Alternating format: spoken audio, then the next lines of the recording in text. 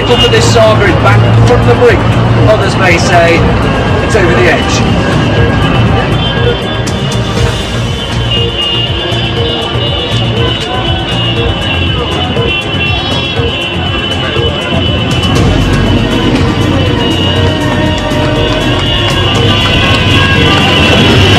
You should be ashamed of yourself, mate. You should be ashamed. Shame on you, mate. Shame on you. That's a silly thing to do, man. Be ashamed of yourself. Oh, I'm not really ashamed of myself. Be ashamed of yourself. Why should I be ashamed of it?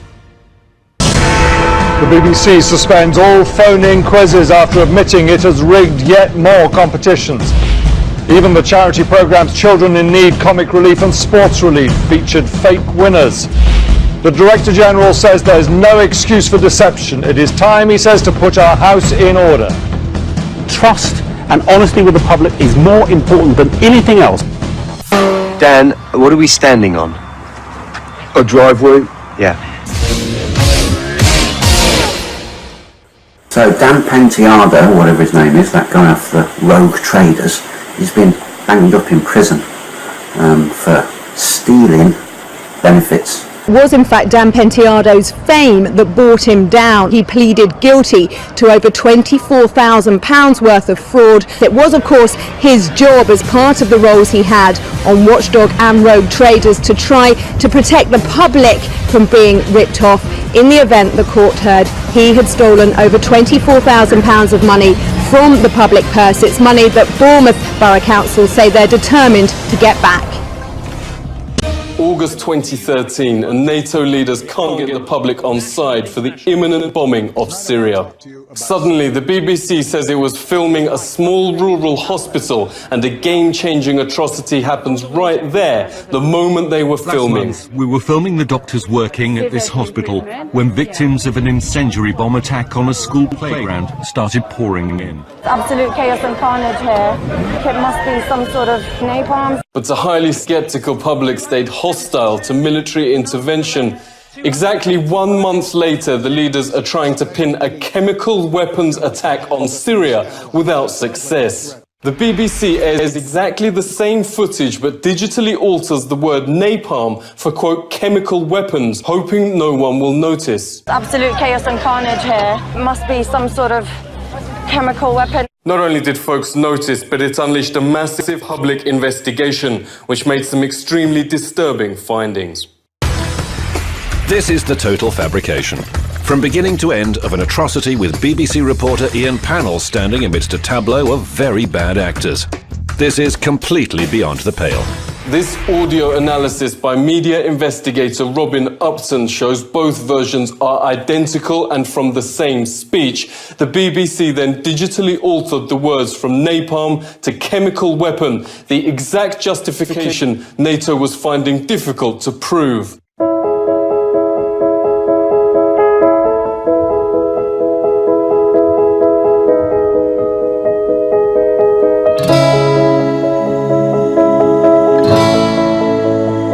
Media is really important to me, and of course how it gets across certain truths to the population. And what we're seeing with the BBC is an institution that's really just seems to be giving the views of the establishment. And obviously a lot of these people are realising it, so that's why they're here, I hope.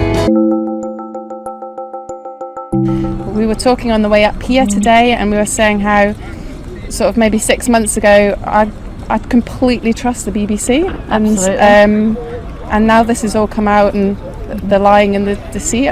I'm completely shocked, and if they've deceived us in this way, how do they deceive us in other ways and all the news? I've got a funny feeling the BBC aren't going to listen, so this is only going to be protest 2 of maybe 3 or 4, and I would imagine the numbers are going to double every time there's a protest. And pretty much I stopped paying my licence after Jimmy Savile was defended by them, and I'm never going to pay them another penny, and a lot of people are like me. What began with 5 women claiming in an ITV documentary to have been sexually assaulted by Sir Jimmy Savile has now snowballed. Silence has been shattered. Caroline Moore was just 13. Another woman who says she was abused 40 Karen years Moore ago. told ITV 40 potential some from the Broadmoor Hospital. There seems to be no end to the complaints. Newsnight's inquiry into Jimmy Savile last year started a chain of events that was to prove eventually disastrous for the BBC. It was the BBC who made Savile a star, but their handling of the revelations has put the broadcaster's reputation in jeopardy. Obviously, a lot of people knew about it. A lot of people knew what was going on. A lot of people didn't say anything.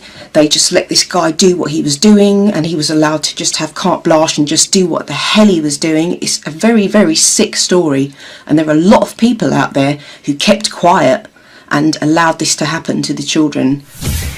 I am appalled that this documentary was pulled when there was clearly enough evidence into a thorough investigation. And the fact is that not only did they pull the documentary at the 11th hour, they then went on to pay tribute to Jimmy Savile by celebrating his life. Yeah. And that to me is absolutely appalling. Two programmes. With two programmes. Appalling. Those people at the BBC, they knew that there was enough evidence that had come to public attention since Jimmy Savile died. They knew that they had lots of evidence. They pulled the documentary and they went on to do shows like celebrations of Jim will fix it and everything, and it's absolutely appalling.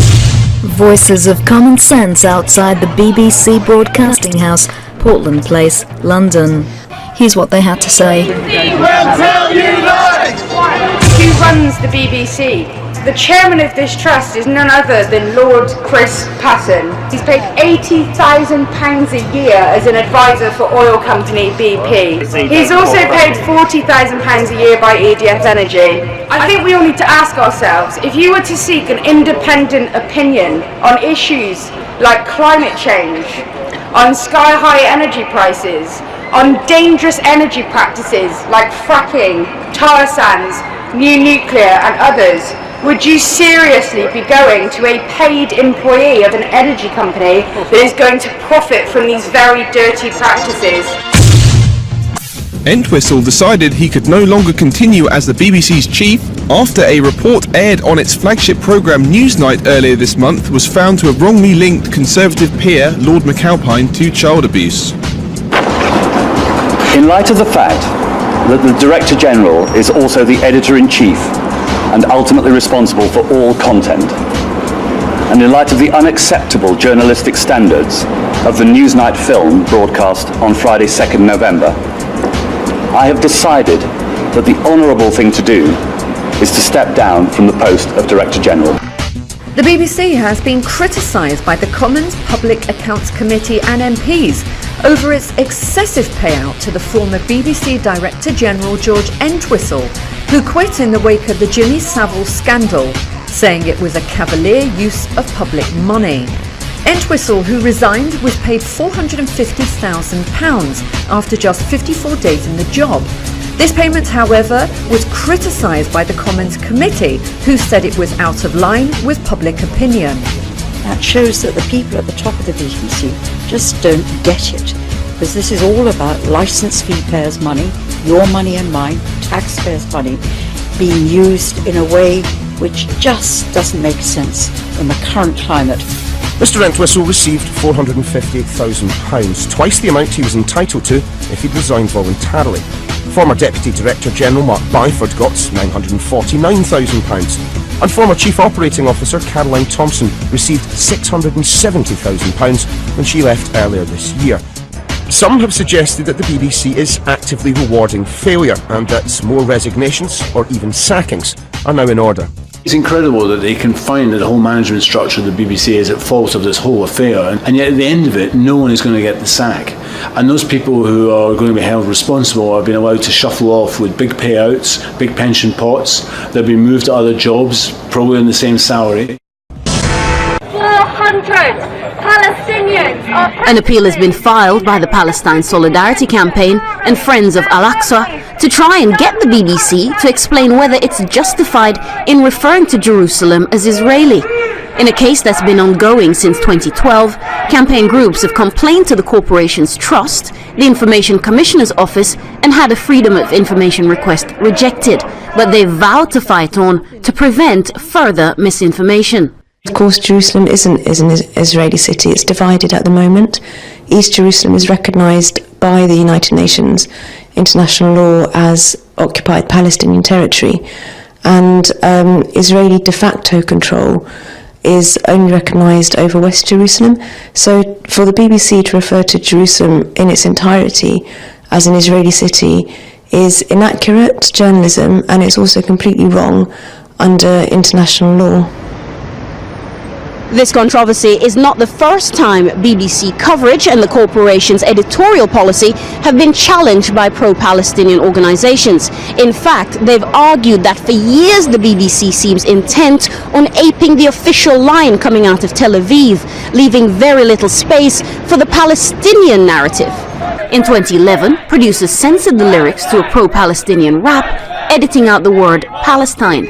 The BBC, with the largest audience share in the UK and publicly funded, has a remit to remain impartial. When you keep putting ideas into people's heads, Jerusalem is Israeli, Palestine isn't occupied, this isn't an occupation, it's a conflict, it's a war, the Palestinians are fighting the Israelis. Propaganda wins, it wins wars, misinformation wins wars.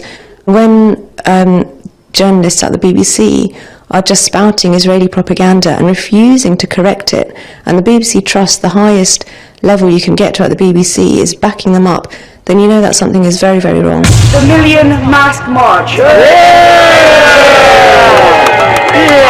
This was a global march of solidarity against political and economic corruption in 477 locations across the world. There were marches in every inhabited continent of the planet. Where were the BBC? And another enormous issue that the BBC has barely covered is the US-EU trade agreement, the TTIP. It's a sort of evil twin of a thing called the Trans-Pacific Partnership that's being negotiated across the world as well. And these are basically agreements that are designed to have secret corporate tribunals make decisions about how our economy works. Any regulation that a government puts in place to give rights to people, to protect the environment, anything that might make the costs that corporations have to cover greater, the corporations under these agreements can sue the governments for billions of dollars. I'd just like to ask the BBC why we would report on the £1.2 billion worth of benefit fraud when we're not actually reporting on the £120 billion worth of tax evasion. The NHS marched. 60,000 people marched. The Tory party conference in Manchester. Where were the BBC? BBC don't tell the truth. BBC don't tell the truth. Fukushima, there is an impending humanity natural disaster going on there. There's 300 tonnes of contaminated water being leaked every day in the Pacific Ocean. Why are we not informed about this? Iceland, social revolution going on. They held their bankers accountable and they took them to court. Why are we not hearing about this? 99% of their energy is from renewable sources. Why are we not hearing about this? And finally, we've got Rafi Berg, the editor of BBC News Online. Now, during the assault, the 8-day assault that Israel perpetrated on the Gaza Strip just a few years ago, in which hundreds of Palestinians were losing their lives, Rafi Berg was emailing BBC journalists to give them guidance on maintaining a pro-Israel stance in their reporting. An electronic intifada have provided a wonderful report on that you can read online. Now, the Director of News and Current Affairs of the BBC is a former employee of the Murdoch Press. He's a man called James Harden. While he was editor of The Times, this is his last job as editor of The Times, he outed the identity of an important police blogger called Nightjacker. And it was discovered that he'd found the blogger's identity by hacking his emails. His lawyers then covered up this fact in the subsequent court case.